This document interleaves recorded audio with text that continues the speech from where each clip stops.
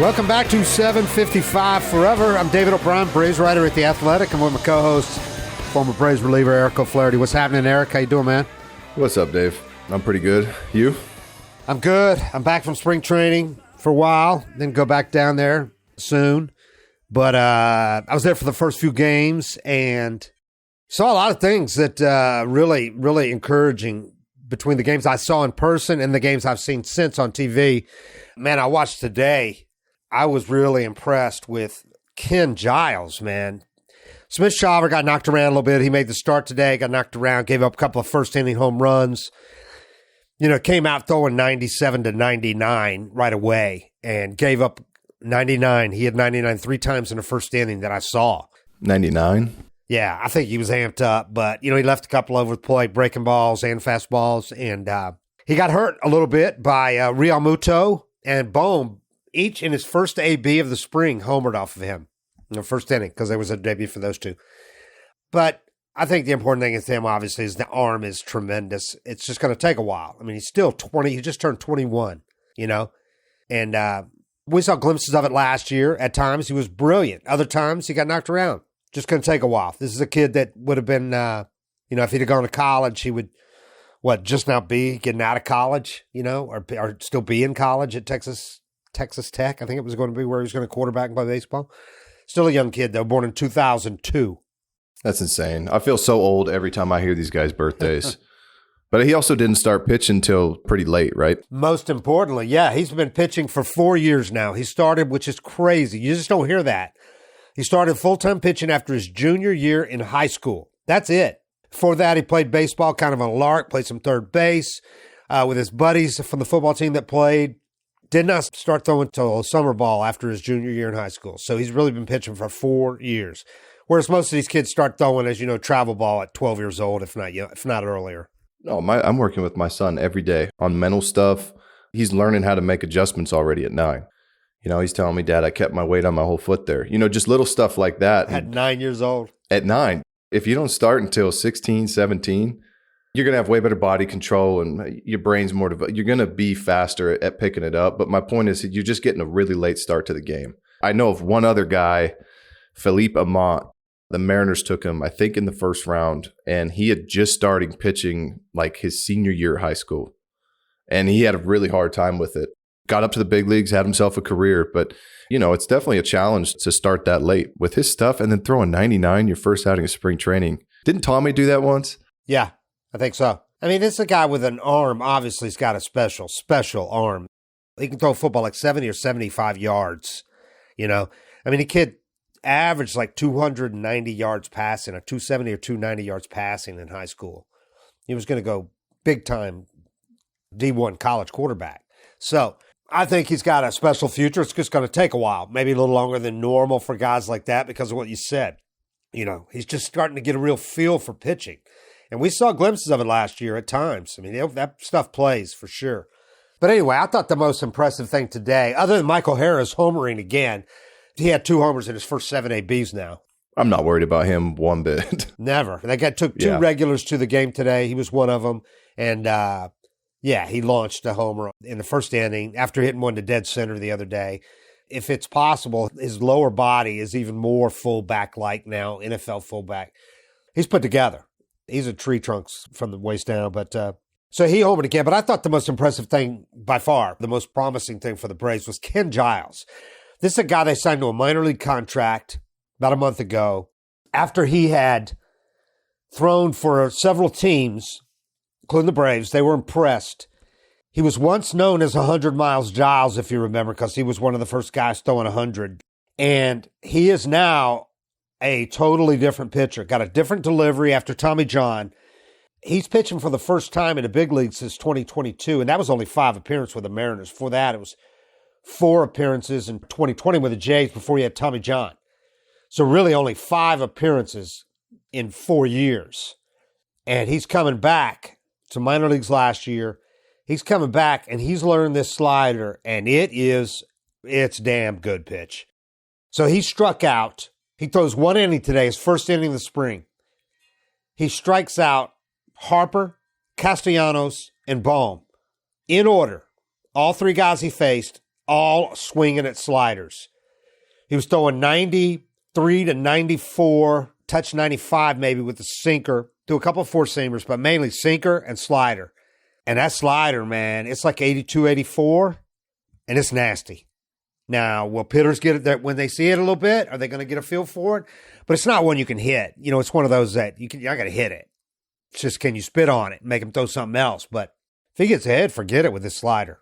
Yeah, I mean, there's certain guys that have pitches that you're not hitting unless they hang it, you know, so then you have to sit on it. You sit on it, you're more likely to chase it in the dirt or expand the zone. I think with Giles, you know, this could be a case of being a guy that sits 100, especially when he was doing it. Now there's more guys throwing upper 90s more than ever. It's kind of similar to like Smith-Shawver, where you don't get challenged and have to learn how to pitch. I was thinking about Smith-Shawver a second ago, and it's like, when was he going to be challenged with his stuff? And so you finally get to the big leagues and you're challenged. In Giles' situation, you don't have to learn how to pitch when you can sit 100. Then you get hurt and you have all these injuries. It's like a lot of guys don't adjust until they have to. And if he has a slider that struck out those three hitters, even though it's spring training, if he has a slider that's striking out those three guys, those are legit major league hitters. And that's the best part of spring training. The best test is when you're in early enough to face. I remember I faced Miguel Cabrera and struck him out one spring training, and it gave me so much confidence. Like, all right, these adjustments I made are real if I'm striking out Miguel Cabrera. If you do it in the ninth inning against numbers 110, 71, and 94, it's not the same as striking out those three guys. You got to give them a lot of confidence. Two of whom had already homered in the game. So you can't say they're late. Yeah. Right. So they've been in camp, you know, just hitting live BP and everything. So they debuted today. The team was at home. And yeah, I mean, he made them look. He's throwing 94. I wrote this down here. Let me go into my notes now. 94, 95 sinkers, occasional four-seamers, but the money pitch, that slider, 83 to 85. Last pitch in the majors, 2022, made 5 scoreless appearances for Seattle. Before that, 4 appearances in Toronto in 2020 before Tommy John. That's a long time off. That's a fresh arm. And not throwing 100 anymore, so we'll see. But this could be a huge signing for the Braves. Some other teams were really interested in him. The Braves got him for a minor league deal, though. And all of a sudden, I'm doing my roster projections, and that makes me rethink, you know, maybe one of those 4 or 5 right-handed spots right there. The good thing is he's on a minor league deal, so if they start him at AAA, then bring him up when they want to, depending on whether he has an opt-out, but I doubt that he does.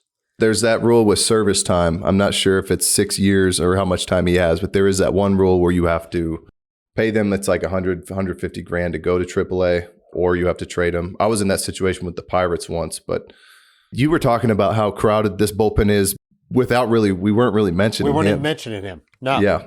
And this stuff happens every spring. And it's one outing, so, you know, I mean, stuff works itself out. But it's one outing, but it was really impressive. I mean, this is a guy that people might forget when he was with Philly. He broke in with Philly in 2014. He ended up closing for them some in 2015, I think, when Papelbon was hurt, right? Yep. I think that's what it was. And he was throwing 100. And in 2015 with the Phillies, 2014 with the Phillies, his 23-year-old season, rookie year, he had a 1.18 ERA in 44 appearances as a rookie, 64 strikeouts, 11 walks in 45 innings. Yeah, that's doing it. 2015 with the Phillies, he's had 15 saves, 87 strikeouts, 25 walkouts, 70 innings, 1.80 ERA. They traded him to Houston, and he had, 49 saves over the next 2 years. ERA went up 1 year in 2016, but other than that, that was 411. But that year he had 102 strikeouts with 25 walks and 65 innings. This is a guy with a ton of strikeouts. He's got 484 strikeouts in 355 career innings. Career 2.71 ERA, 362 appearances. Yeah, and who's to say his velocity doesn't jump, as he builds his arm up? I was always 2-3 miles an hour slower in spring training.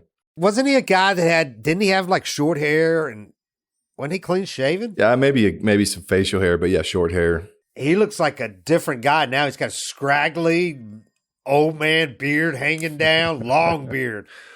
He looked mean. He ain't smiling either. Injuries send you to some dark places. He ain't smiling either out there. He was out there just facing his old team, and it was just I'm fighting back, boys. It was impressive. So before we go any further, let me say, please subscribe. Our YouTube channel, 755 Forever. trying to get up to 1,000 subscribers. We can start making some money off of that. I think we're about halfway there, so appreciate everybody that's on there. Help us out there. And our website, if you haven't been there, it's kind of a one-stop shop. You can get the links to the show there, but I know a lot of you can do it off Apple and Spotify or watch it on YouTube, but you can get them on this website as well. And we got merch for sale at the website and sponsorship info there. So if you want to get some sponsors, we got a sponsor, got our first sponsor the other day, a coffee warehouse or shop, and it's going to get going next week. Plus, we'll get some national sponsorship going. So get on board. I think you can get a good rate for it right now. But anyway, go to 755 Forever. That's the number, 755forever.com for all that crap. All right? Appreciate it.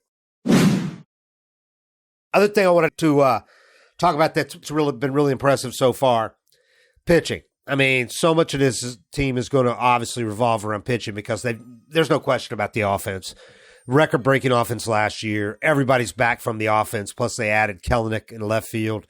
There's no reason to think they're not going to have the best offense in baseball, if not the best, one of the top three. That would take some guys to struggling to even drop it that low. So, because they were so much better, I think, than the rest of baseball last year. So there's no worries about the offense as long as guys are healthy, and everybody's healthy right now. So it's kind of natural to look a little bit more at the pitching early because so much is going to depend on the pitching, and particularly starters and bullpen pieces they added, the biggest being Chris Sale added to the rotation.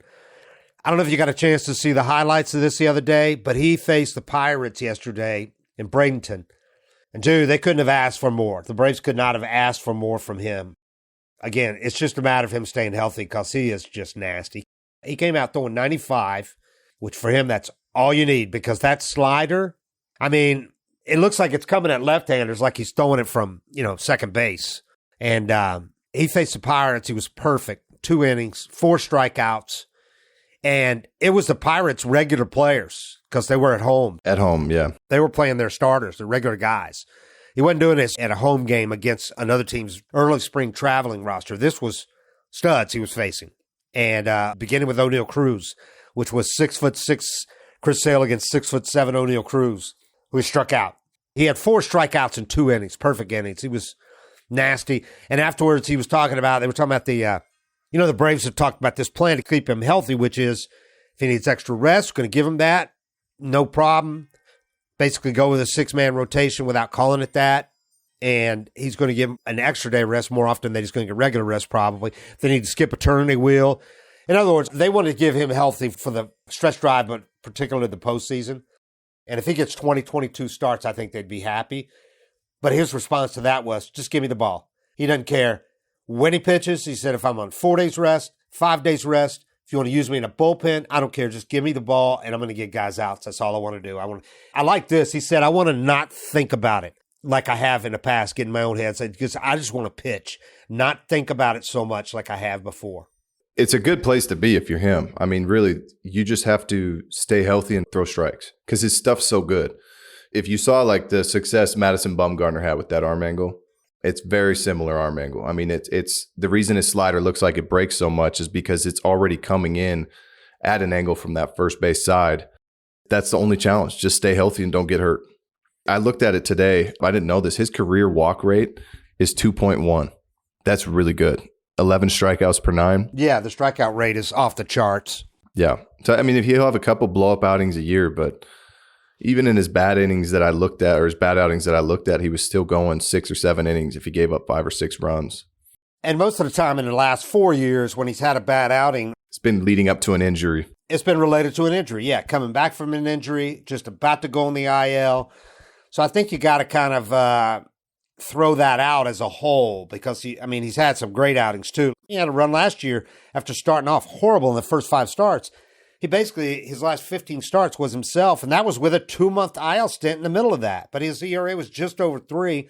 Strikeout rate was normal, his usual. It's just health, and he feels great right now. He's had his first normal offseason, he said, since 2018, He's had something or other ever since then. So he said this is really the first time he hasn't been coming off anything or resting from something. So we'll see. If you gave me a choice between having to figure out how to stay healthy and having to figure out how to get big league hitters out, I'd much rather my focus has to be, what do I have to do before the game to stay healthy than toward the end of my career, I just wasn't good enough. My stuff just wasn't there. If I'd lost like 2 ticks on my fastball, the ball wasn't moving enough. Couldn't get in the positions to hide the ball. It was like, I could stay healthy. I'm fine, but I'm throwing my best shit up there and it's getting rocked. So now what? And in his shoes, if he can just get the ball in the zone, like he's got like a 90% chance of getting the hitter out almost every time because his stuff's just so good. It's easy to forget. I know, especially for Braves fans, I think that maybe don't pay as much attention to the other league, especially when they weren't facing him, with the White Sox. He was hurt so much with the Red Sox, that natural rivalry thing. They didn't see him much there. And before that, he was with the White Sox. I didn't face them much at all. So it's easy to forget this guy was arguably top 3 pitcher in baseball, really, when you consider that stretch he's had. Because nobody else active, really, except for like your Verlander or Scherzer, has had as long of stretch as he had, where he finished 6th in the Cy Young voting one year, and then he was top 5 for the next 6 consecutive years. I was just looking at that. Like, I didn't even realize that. Included runner-up one of those years. Top 5 for 6 straight years, all-star for all 7 straight years of that. Yep, 2017, he was runner-up with 214 innings and 308 strikeouts. Yeah, look at his innings and starts in that stretch, his strikeouts. I mean, tremendous run. The Braves now have on their rotation 2 guys who've led the majors in strikeouts. One of them with over 300, Sale, and then last year Strider with 280-something. In the innings. If the innings now were like they were with Sale used to throw, Strider obviously would have had over 300 last year. He would have had over 300 if he had made 2 more starts, So I think Strider will get over 300 this year. And Sale, if he can throw 150 innings, what did he have last year, strikeout-wise, with 145 innings? He had over 200 strikeouts, right? 125 in 102 innings last year. 102 innings. 4 years just ago, struck out 11 per 9. When he had the 145, 4 years ago? That was his last. 218. Yeah. So if he can get 150 innings this year, make 22 starts or something like that, this guy that will have over 200 strikeouts again, with Strider getting over 300. And Charlie getting 200. Charlie getting close to that at least. Fried stays healthy. I mean, you could have legitimately 4 guys like that. If Fried stays healthy, Fried's right there too, 175 to 200. This rotation, that's the other thing I wanted to say was you've had 3 of the guys you're counting on so far have pitched with Strider, Fried, and Sale, and all of them were tremendous. 2 inning stints in their first starts of spring. Fried was perfect. 2 innings, 1 walk, 2 strikeouts. Sale, 2 innings, nothing, perfect, 4 strikeouts. And Strider, I saw him pitch the Grapefruit opener against Tampa Bay. Again, with some good players. Tampa Bay, a lot of good players in there. 2 innings, 1 hit, 4 strikeouts, 1 walk, and he was nasty. And the big thing with Strider, he unveiled that curveball that we've talked about that he threw in the live BP the week before that. And he threw like 3 of them in that Grapefruit opener, and they were all good curveballs. And it's a part of the arsenal. Threw 1 changeup in that game, but he's going to throw his usual changeups like he did last year. But the curveball, big development. It looked good. He's comfortable throwing it. His velocity, he looks in such great shape. Him, Fried, and Sale, all healthy and in great shape. Charlie, I'm sure, is throwing sim game on the backfield like he did last year. He doesn't need to make 5 or 6 Grapefruit League starts. He'll make his soon. Elder got knocked around. Smith-Shawver got knocked around. But neither one of those guys is being counted on, really. And Ronaldo Lopez looked real good in his 2 innings. Gave up a home run, but threw really well in his 2 innings. He didn't start, but he threw 2 innings his first time out. And he looked good. 2 innings, 1 hit. Pitched to contact. Threw hard. Got easy contact except for the home run. So we'll see. I mean, right now he's penciled in for the 5th spot. They're giving those other guys all a chance to compete for it. But like we said, the bullpen is so full, especially with Giles now is another option too, that I could easily see them starting the year with Lopez in the rotation, with the thought being at some point we're going to move him to the bullpen when we have a couple of injuries. We get another guys building up, Smith-Shawver and Hurston Waldrop could be ready by midseason. The stud, the number 1 prospect. They don't have to rush him. But if he's ready, he dominates in AAA, 10 starts in or earlier than that, if you wanted to bring him up, all of a sudden somebody's not performing in the bullpen or has got a little sore or something, you just move Lopez to the bullpen. There's so many things you could do now with what they've got, the personnel they've got. There's so many things that happen. You never have to worry about, if you're a AAA guy, rarely do you just tear it up for the whole year. Something always comes up. But like with Lopez's case, it's no secret that you have more value to a team as a starting pitcher. So they should push it and try to make it happen as much as they can and give him some starts. And if he looks good in spring, ride it as long as they can. And who knows? I mean, he goes off. It's like we keep him there. You know, it's so nice to have a guy that you can take that chance with and get that answer with already having 4 really good starters that you know you can count on. I could see him anywhere. And one of the older guys needs to go on the IL or just skip a start or two. You bring Waldrop up if you want, or you bring Smith-Shawver up, make 2-3 starts, whatever you need to do. That's the way they broke guys in the past, in the recent past, for a long time, really, have broke guys in like that rather than having them in the rotation.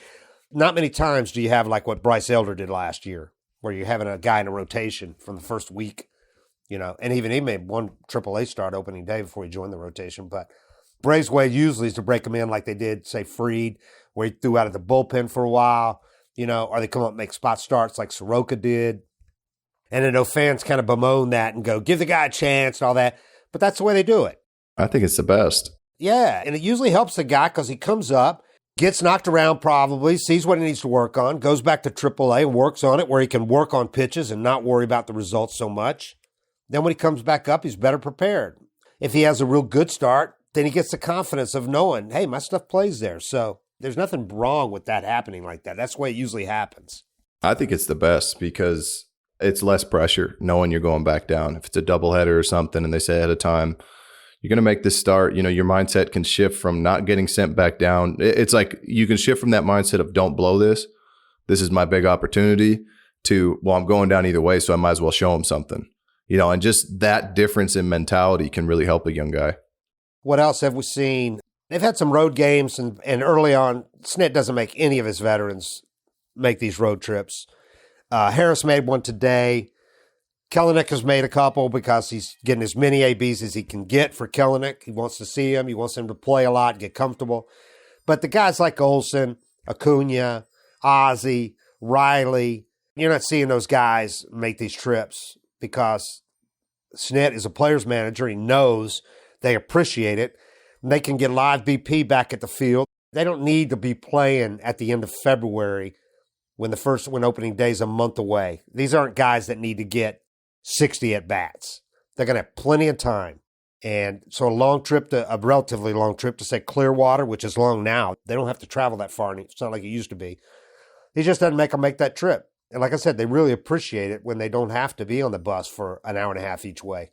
The spring training facilities are better, but it's still a lot harder to prepare for a game on the road. You know, if you go to like Lakeland or one of those old ones, I don't know which ones have been redone, but I mean, you're eating a sub sandwich and you're warming up in the locker room. You know, if you have a routine and everything, everybody's fighting for space. So if you can have guys avoid that and get all their prep in, you're just setting them up better.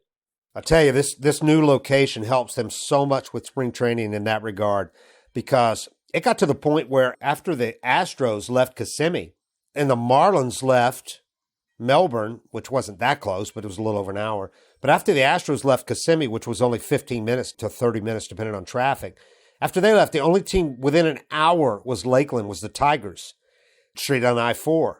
Every other trip, even going to like play the Yankees, because you're going to run into Tampa traffic, especially coming back, could be a nightmare on I-4 if you had an accident. But even going there, it was going to be over an hour, hour and a half to get to there and Clearwater across the bay. Every trip, go down to Pittsburgh, was over an hour, and most of them were 2+, with a lot of traffic coming back. This new place helps so much in that regard. And now they're not even making teams go to the other coast. This year, the Braves aren't even going over to play the Mets and the Cardinals with an overnight trip. At all? Like they used to? No. You know, they used to make that trip down from Disney, spend the night, because it's 3 to 3.5 hours, go to Jupiter and West Palm. They're not doing that now because it's so far to go over there, and there's enough teams in that cluster on that side. Teams, the Union and the teams just said, it's so much easier to play these teams over here, let those teams on the other side play each other. So the Braves in a lot of these games can hit it home, and they do. and then get on the bus and go. Like they hit it home and go play Tampa. They can hit it home and go play the Orioles, or even the Pirates if they want to, because it's less than an hour to that trip. And in Port Charlotte, the Rays is like 20 minutes away. So that helps a lot. They hit at their facility. Like you said, the routine's so much better. But almost every trip now is within an hour. A long trip now is like Dunedin because the traffic can be a little over an hour, hour and a half. But nothing like it used to be. You go down to Fort Myers, it's less than an hour, for both the Red Sox and the Twins. You go to Charlotte for the Rays. You go to Sarasota for the Orioles, Bradenton for the Pirates. It's so much better now as far as not wasting so much time on the road. They used to waste so much time in a bus when they were at Disney. Brutal. Oh, I hated that. Coming over, I was with Seattle my first few years, and everything's half an hour. In Phoenix. Yeah, it's much more like that now, where they are now. Much more like Arizona. In Arizona, you do all your prep at your home park, and then you just jump on the bus, get there, play catch and stuff. But you get there an hour, hour and a half before the game. When I got over to Orlando, when they were still in Disney, it was like 9 a.m. bus. And then, sit for 2 hours, then try to warm up in a crowded clubhouse. And I hated those road trips because I just never really felt quite as good and quite as prepared. But that's really nice. That's a game changer. Another thing that I've seen to file away kind of for the future is this shortstop the Braves have got, Nacho Alvarez. Nacho Alvarez? Nacho Alvarez. You can't lose with that name. It's Ignacio Alvarez, but... Call him Nacho. He's 20 years old and played at Riverside College in California for a year. Rookie ball and low A in 2022. Last year, high A Rome, spent the whole year there. 116 games, had 501 plate appearances, hit 284 with a 395 OBP from a 20-year-old with 7 homers, 24 doubles. The bat plays, and this dude can pick it. He's one to keep an eye on for sure. I've seen him already have 2 opposite field hits that were just really good pieces of hitting. Really impressive. And he can play third. He's played third base too, some of the minors, but he's primarily a shortstop. Played shortstop all last year, but he's played third. And look for this guy, and Snit loves him, what he's seen so far. He came in preseason Baseball Prospectus, number 98, gave the Braves 2 top 100 prospects. So he's a stud. They got him in camp. Got him in camp as a 20-year-old. And he's holding his own with, in big league camp. I don't have any stats to back this up, but if you got a cool name, you got better odds. I think it's like a 40% boost in your odds of being successful in baseball if you got a cool name. And he's listed as Nacho Alvarez, too, in his stats.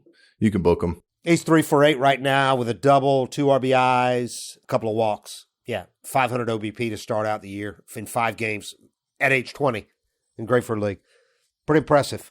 David Fletcher, I think's looked pretty good. I've been surprised, to tell you the truth, at what I've seen from him. I wasn't expecting a lot. There's a guy that's making $6 million this year, and the Angels basically just were dumping his contract. He's making $6.5 next year. The Braves are going to pay that, whether he's in AAA or with them, because you're not going to find a trade partner without eating some of it, unless he gets off to a phenomenal start, which, he's really struggled the last couple of years. I talked to him.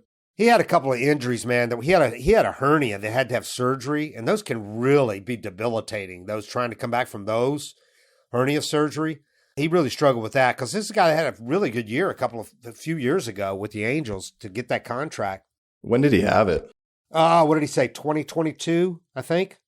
I had those in 2000. I think it was I had them in 2004. I had double. It wasn't the sports hernia. It was the actual hernias in my abdominal wall. And that actually, I didn't think was too bad. I was back in the gym about 2 weeks after, but I know the guys that get those sports hernias that are lower. Yeah, that's what his was. He had to have surgery. And oh, yeah, they wreck you. But anyway, he's getting a lot of playing time early and trying to earn a utility spot. He's 3 for 7 with a couple of RBIs early and a walk. Hadn't struck out. And he made a great play in the Grapefruit opener at second base. I thought a ball was past him. Made a diving stop, saved a run. It was impressive. Really strong play. So, good so far because, like I said, the Braves are paying him regardless. They're not going to release him. And he's either going to be buying a spread at AAA for the guys or he's going to be making $6 million or he's going to be up as a second utility infielder along with Guillorme. So, Luis Guillorme is going to be their primary utility guy, barring any injury or anything. So, The bench could be a little better than I think people are thinking. I thought Alex gave a great explanation on why, because I asked him about the bench being, on paper, really the only weakness on this team. And he made a good point. I don't know if we discussed this last time, but he made a good point is you got to get the right guys because these are guys coming to this team that are rarely going to play. So it's not a typical utility job where you play a couple times a week, maybe get a start or two a week because they don't rest guys like other teams do.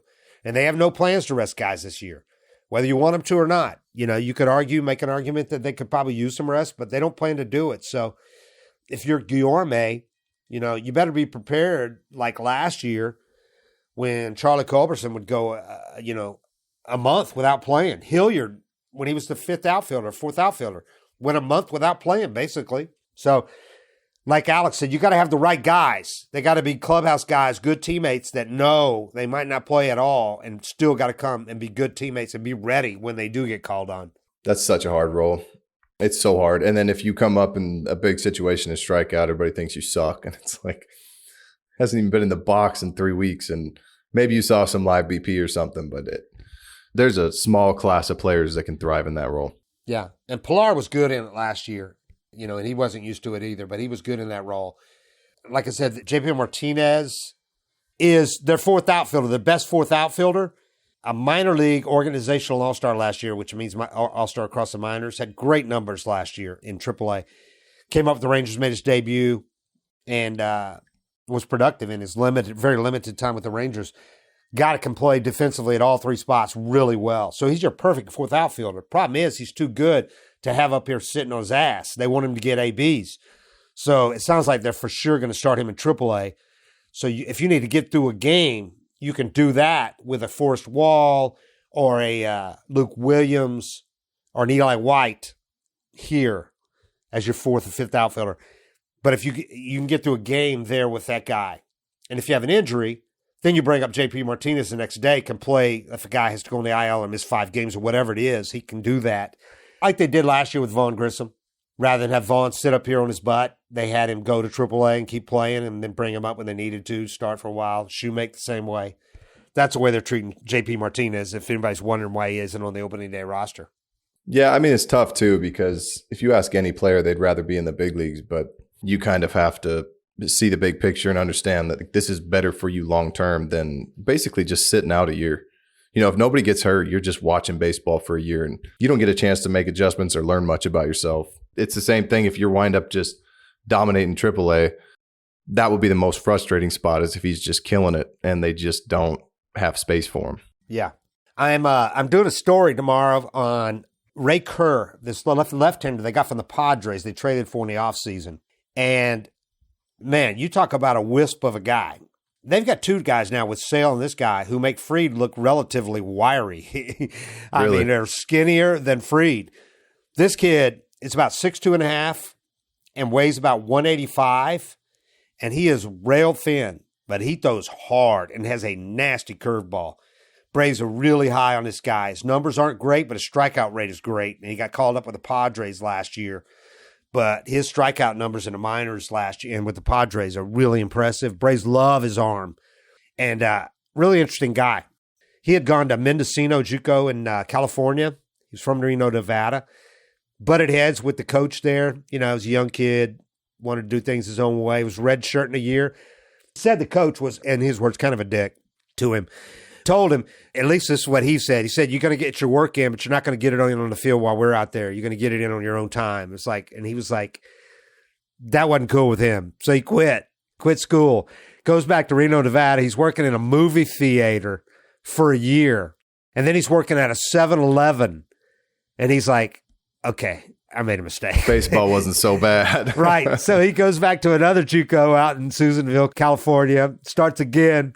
And did really well. And they said that he went to the Alaskan League, in the summer and pitched. And anyway, he's ready to go back, start another year at JUCO. And he gets drafted by Seattle. And he's like, all right, I must be pretty good at this. So he signs with Seattle, bounced around a little bit. And, but he was really interesting because I'm talking to him. He's a black kid from Reno, Nevada. He's got a dip in and he's talking about being in Alaska with a sponsor family, they taught him, let him ride their four-wheelers and shoot guns. He goes, I've never shot guns and everything. It was fun. It was dangerous, but I was having fun up there.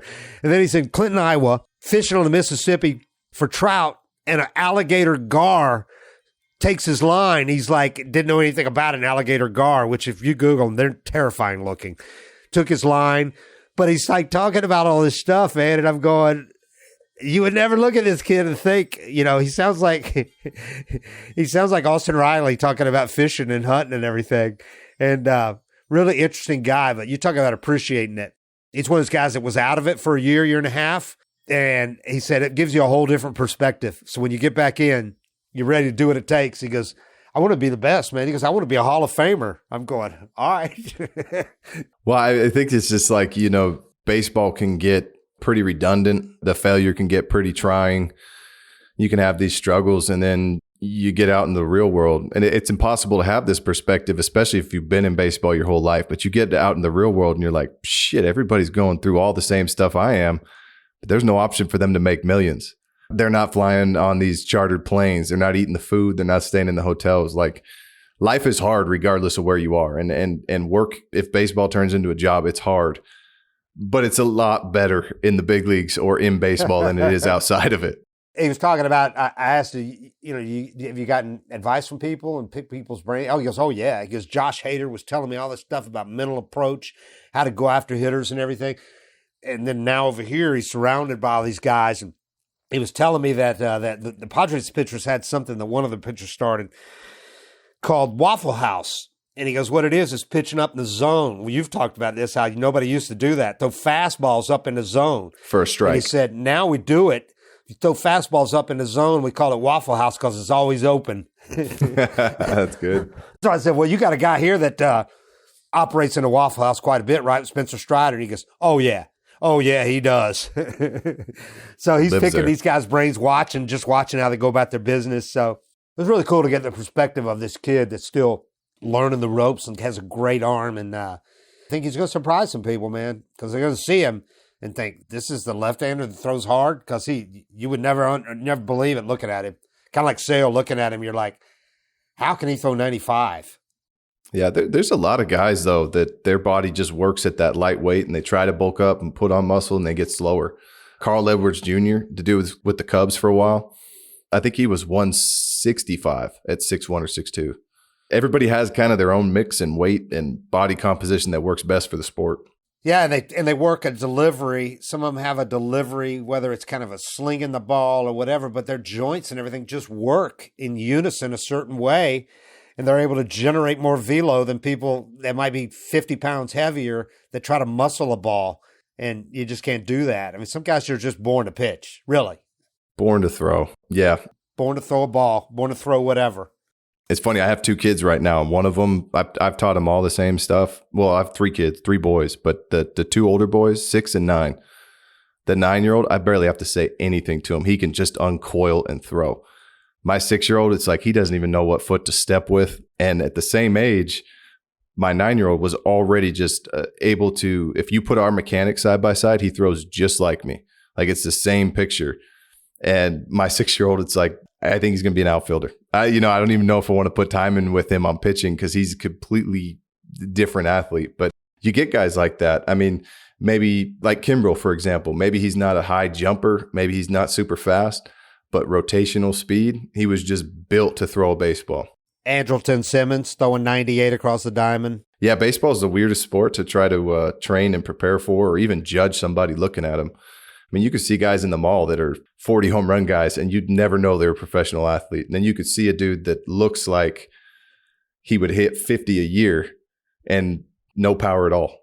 All the muscle in the world just can't sync it up and whip the bat the way the skinny guy can. Like, who's that guy on Tampa, or was on Tampa? Matt Duffy?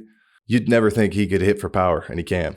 I've seen so many guys come out, and you've seen this, take BP from other sports, football players, it's linebackers, yeah, basketball players. And it's like, dude, why did you come out and do this when you know? Yeah. They come out and try to take batting practice and look like they have never picked up a bat in their lives. Same with throwing.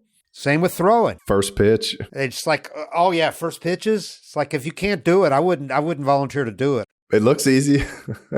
But yeah, or like Forrest Wall. Some guys are born to throw. Some guys are born to run. Forrest Wall can throw too, but look at Forrest Wall. You wouldn't think, okay, there's the fastest guy on the team. Nothing about him says that. And I'm not just saying because he's white. He doesn't have the huge legs or the legs like a sprinter, the calf up by the below the knee. None of that. And then he takes off and it's like, oh, holy shit. He can fly. His body just works. Yep. Yeah. He's just smooth. Some guys can run, some guys can throw, some guys can hit, some guys can do it all. Johnny Venters was like that. Some guys are Ronald Acuna.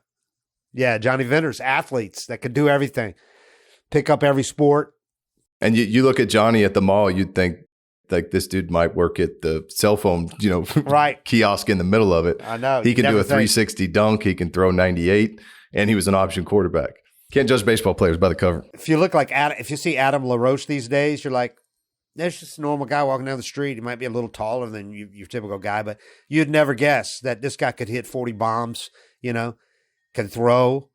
Even Acuna, honestly, I mean, if you look at him, you would not think he's one of the top 3 most powerful hitters in the game. Yeah, not at all. I mean, he's like, a little over 200 pounds, like 6 feet, 6'2", 6'1", about 6'1". Kind of like he looks like he's built kind of like Hank Aaron, to tell you the truth. Like Hank was a little bit later. Hank was smaller in his earlier years. But yeah, most of the guys are not built like Mike Trout, or Shohei. Most of them aren't huge. They're just gifted at what they do. Oh, and Culberson. Talked to Culberson last week, did a story on him. And it was funny because you were talking about how you never know what the velo is going to be when he throws all the time now. Is it going to go up or is it going to go down because he's tired? He threw 94 in his first appearance when that was in 2018 or whatever. He thought, so this offseason he worked at Maven Baseball Lab. He worked out a lot there, shaping the pitches and everything. He's serious about this stuff. And the guys that worked out with him said, oh, he's legit. Mentor told me that he worked out with him, threw with him. He goes, oh, yeah. He goes, I said, does it kind of does it piss you off that he's able to do this? And he goes, no, but it's kind of embarrassing. I mean, that he could just do this and that he's so smooth that he can pick a ball up and do this that we work on years and years on. But he said, I have no doubt that he can do it if he wants to. And he said he's set his mind to do this and he's serious about it. But I asked Culberson about the velo and he goes, how's your velo? I didn't know. And he looked at me like, it's okay. He was hoping it would go up though from throwing all winter and everything. And it really hasn't in the sessions yet. And he said, something else you said, he goes, but I talked to a bunch of pitchers and they said, don't worry about it, man. He goes, I'll try to hump it up in a Maven lab or whatever, and I can barely throw 93 and I get in a game and you get some adrenaline going and I'm at 96, 97. Oh, really? Some guys said. Oh, yeah. I thought you meant he was. No, not him. Yeah. He said, so I'm not really worried about it. He goes, they told me don't worry about it. When you get into games and when you get into when the adrenaline gets going, you'll throw harder than you do in here. I threw a showcase one time and my arm felt amazing. I was like, I'm back. And I hadn't been on the gun yet, but just the way the ball was coming out, I thought, I'm going to be 92, 93, like, my good days. I threw a showcase. I was amped up. I was trying to kind of light the gun up a little bit. I'm healthy. I was 85 to 87. But when the season started, my velo was there. But it's something about when a hitter gets in the box, your focus changes. And you have the adrenaline and you're throwing at the hitter, you're attacking versus trying to make pitches. But yeah, I think there's very few guys that could just go into a bullpen and just sit 95, even hard throwers. I'm always shocked when I see guys in their off-season videos, like drive line training and stuff that can amp it up. Because no matter what I would have tried to do, there was no way I was breaking 90 without a hitter in the box. Even a guy like Chris Sale, I mean, he's not throwing 95 in his pins, but he gets in a game, he's throwing 95. And, you see Strider, he's not throwing 98, 99 in his pins, but he gets in the first game, a Grapefruit League game, and even the adrenaline from that, he's at 90. Smith-Shawver today. He comes out, first pitch, he throws his 97. First inning, he threw 97, 97, 98, 98, 3 99s. Got taken way deep. Bomb hit one off out of everything in Philly at Clearwater in that ballpark and left. But I think the wind was blowing out because the Braves hit a couple too. But anyway, the arm, the adrenaline for any of those guys, and even if it's just a spring training game, it's just different. It makes a difference. So than it did, say, in live BP. But so far, I think the Braves, I have no idea what the record is. It doesn't matter. They tied today, I think. Yeah, they tied the Phillies. they played the regulars very little. But so far, knock on wood for the Braves, no injuries, and everybody that they were hoping to see, whatever they were hoping to see from the guys that, important guys coming off something or whatever, everything's been good so far, and it's been a good start to the camp. And they're loaded, man. They're loaded on both sides of the ball. There's no reason to think that they're not going to win 100 games again, barring major injuries. And we'll see. It's going to be interesting to watch them, though. But it's going to be really interesting to see how the opening day roster breaks down with the pitching, because they have got a ton of pitching, and they're not going to have to fill in with anybody that they wonder about whether they're ready. Nobody. That's so nice. Yeah.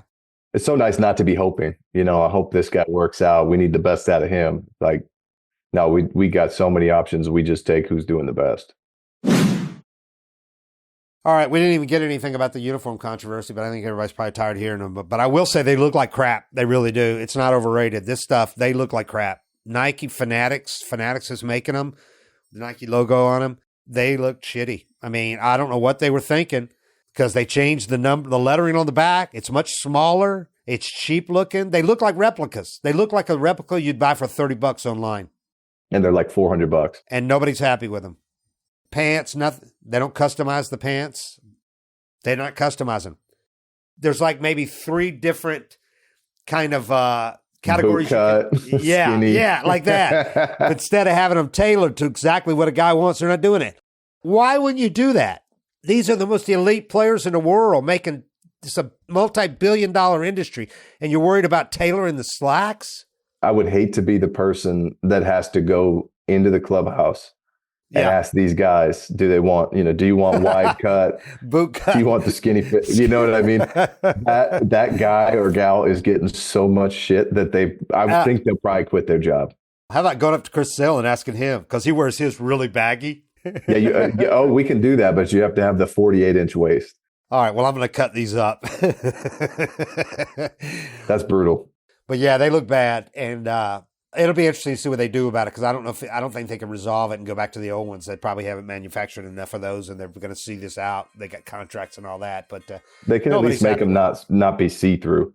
And the terrible thing on the Braves is the piping that they've had for decades, since like the mid-'50s on their sleeves, which was like a 1/4 of an inch from the bottom of the sleeve. The piping is now a cuff at the bottom of the sleeve. And everybody says it feels so awkward. It looks bad, but it feels awkward. It looks bad 2 weeks into camp. When they wash them 50 times, that cuff is going to look so cheap. And it's like a pitcher especially. You're feeling that cuff on your elbow. It's just stupid. It's like a polo shirt with the cuff that's right above your elbow.